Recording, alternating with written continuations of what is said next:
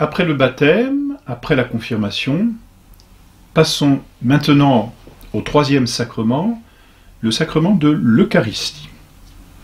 Il y a une analogie, on l'a vu, avec la vie naturelle.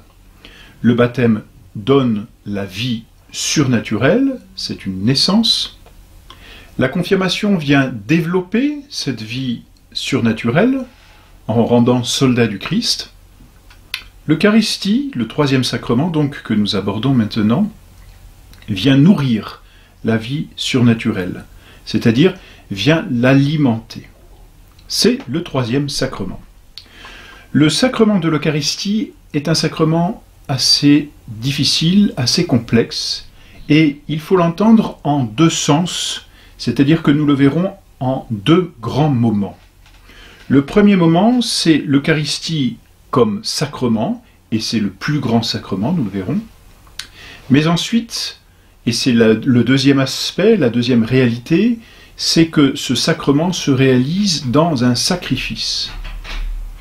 Et donc nous verrons ensuite l'Eucharistie comme sacrifice. Voyons tout d'abord l'Eucharistie comme sacrement.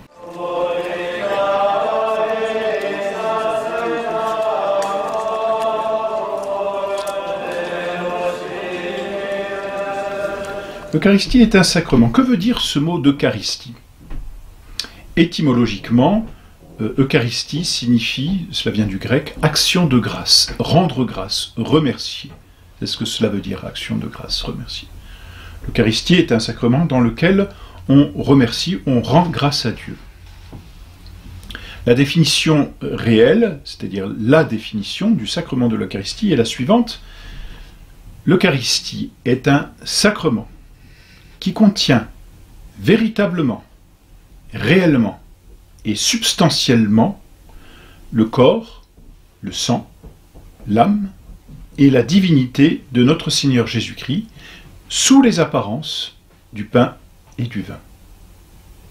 Tous les mots dans cette définition sont importants. Sacrement qui contient véritablement, c'est-à-dire que c'est vrai, réellement, c'est-à-dire qu'ils sont là, substantiellement, on verra sous un mode particulier, le sang et le corps, l'âme et la divinité, c'est-à-dire tout, absolument tout, notre Seigneur Jésus-Christ, comme Dieu, comme homme. Simplement, elle les contient sous les apparences du pain et du vin. Voilà, nous allons revoir un peu cette définition, si vous voulez. Elle comprend, et comme d'ailleurs tout sacrement, trois choses. Elle comprend un signe sensible, elle comprend une institution divine, et elle comprend aussi une production de grâce. N'est-ce pas, nous avions vu le sacrement, c'est un signe sensible institué par notre Seigneur Jésus-Christ pour produire ou augmenter la grâce. L'Eucharistie n'échappe pas à cette définition, puisque l'Eucharistie est un sacrement. Donc l'Eucharistie est un signe sensible institué par notre Seigneur Jésus-Christ pour produire ou augmenter la grâce. Voyons d'abord, et pour commencer même, l'institution divine, c'est-à-dire l'Eucharistie instituée par notre Seigneur Jésus-Christ.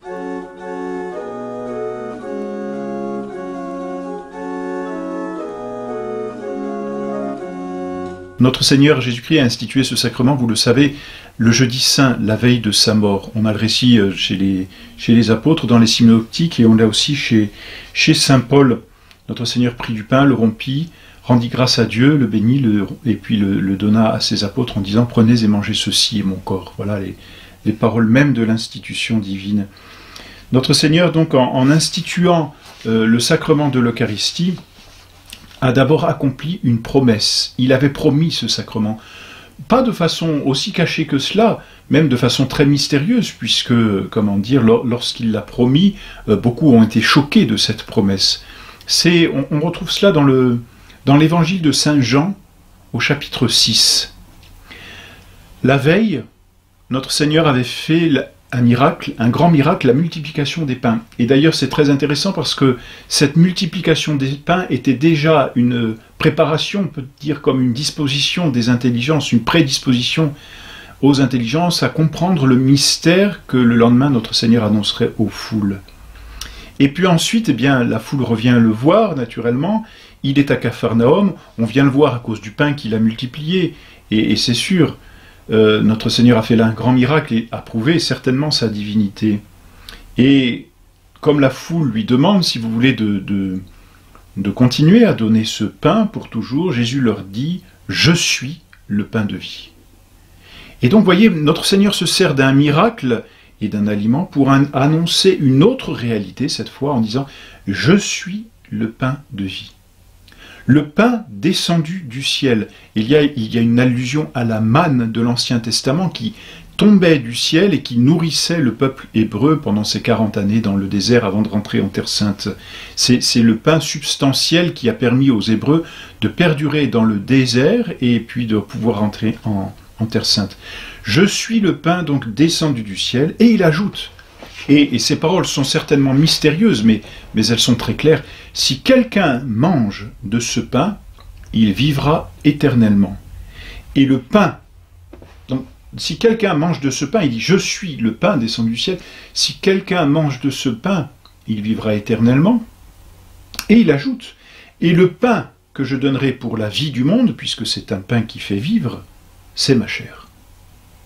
Donc ces paroles sont très claires, même si elles sont mystérieuses, parce que imaginez, notre Seigneur arrive et annonce « Je suis le pain descendu du ciel, si quelqu'un mange de ce pain, il vivra éternellement, et ce pain que je donne pour la vie du monde, c'est ma chair. » Ce sont des paroles difficiles à entendre, extrêmement mystérieuses, parce que c'est bien la première fois qu'un homme s'adresse à d'autres hommes en leur disant qu'il va se donner en nourriture volontairement, et comme un pain qui nourrit. C'est assez curieux. Et pourtant, les Juifs l'ont très bien compris, très certainement parce que Saint Jean ajoute dans son évangile qu'ils ont murmuré. Donc ils ont compris, il y avait un mystère, mais ils ont quand même compris le sens de ces paroles. Et les apôtres, d'ailleurs notre Seigneur n'a pas eu besoin d'expliquer ces paroles aux apôtres. On voit souvent dans les évangiles les apôtres venir vers notre Seigneur et leur dire « Maître, expliquez-nous cette parabole ». Là, il ne s'agit pas d'une parabole, c'est une réalité. Et les apôtres n'en demandent pas l'explication. D'ailleurs, ils vont murmurer et notre Seigneur va leur dire à ce moment-là « Vous aussi, vous voulez me quitter ?» Et Saint Pierre répond « À qui irions-nous, Seigneur? Vous seul avez les paroles de vie. » Donc vous voyez, c'est une promesse que notre Seigneur fait, il va se donner en nourriture. En vérité, dit-il dans ce même chapitre, je vous le dis, si vous ne mangez la chair du Fils de l'homme et si vous ne buvez son sang, vous n'aurez pas la vie en vous. Celui qui mange ma chair et boit mon sang a la vie éternelle en moi, et je le ressusciterai au dernier jour, car ma chair est vraiment une nourriture et mon sang est vraiment un breuvage. Vous voyez, ce chapitre 6 du livre, enfin de l'évangile de Saint Jean, est très clair. C'est l'annonce du pain de vie. C'est vraiment des paroles dans lesquelles notre Seigneur promet de se donner en nourriture aux âmes. Donc c'est la promesse du sacrement de l'Eucharistie. Et ensuite, bien notre Seigneur va accomplir cette promesse, ce sacrement de l'Eucharistie, il va l'instituer le jeudi saint, lorsqu'il est réuni au Cénacle avec ses apôtres. Et il va l'instituer d'une façon très claire en disant « Ceci est mon corps ». Quand il donne dans le récit même, n'est-ce pas, dans le récit même de l'institution de l'Eucharistie, notre Seigneur ne dit pas « Ceci est l'apparence de mon corps » ou « Ceci ressemble à mon corps » ou « Ceci est la figure de mon corps ». Il dit « Ceci est mon corps ». Et l'on sait combien notre Seigneur avait un langage très clair, très net et très rempli de vérité. Donc notre Seigneur dit « Ceci est mon corps ». Puis vous le savez, ensuite il prend la coupe pleine de vin et il dit « Ceci est mon sang ». Voilà le testament de notre Seigneur Jésus-Christ. Le testament, c'est-à-dire ce qu'il nous lègue, ce qu'il nous donne. Le testament, c'est-à-dire l'héritage auquel nous avons droit, qu'est-ce que c'est? C'est son corps, c'est son sang. C'est-à-dire sa propre vie. Car comme nous l'avons dit, le corps, le sang, mais aussi l'âme et la divinité de notre Seigneur sont présents dans ce sacrifice, dans ce sacrement, pardon.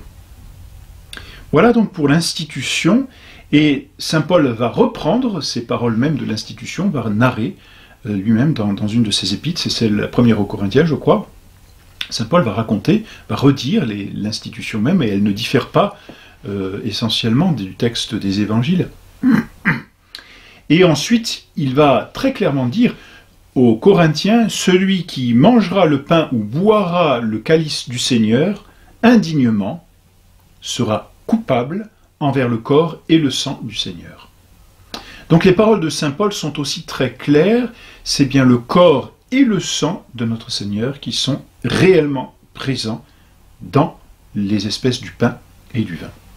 Voilà, on retrouve cette vérité chez tous les pères de l'Église, et je dirais d'une façon, parce que c'est un mystère, notre Seigneur Dieu présent réellement sous les apparences du pain et du vin, mais ces mystères sont comme confirmés, ce sont disons des preuves apologétiques, par tous les miracles que l'on peut voir, les miracles eucharistiques, n'est-ce pas, qui sont très nombreux, avec le sang qui coule, avec des analyses qui ont été faites, avec certaines profanations, ou des hérétiques ont voulu profaner les saintes espèces et ont finalement assisté à des miracles, de véritables miracles authentiques, reconnus par l'Église et que l'on peut même toujours admirer.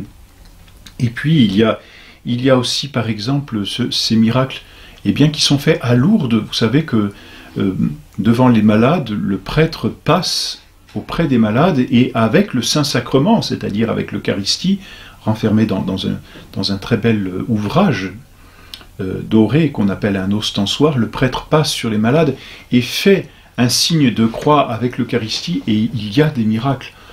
S'il y a des miracles, ces miracles viennent confirmer, si l'on peut dire, la présence de la Sainte Eucharistie dans le Saint-Sacrement. Donc notre Seigneur Jésus-Christ est vraiment, réellement présent dans le Saint-Sacrement.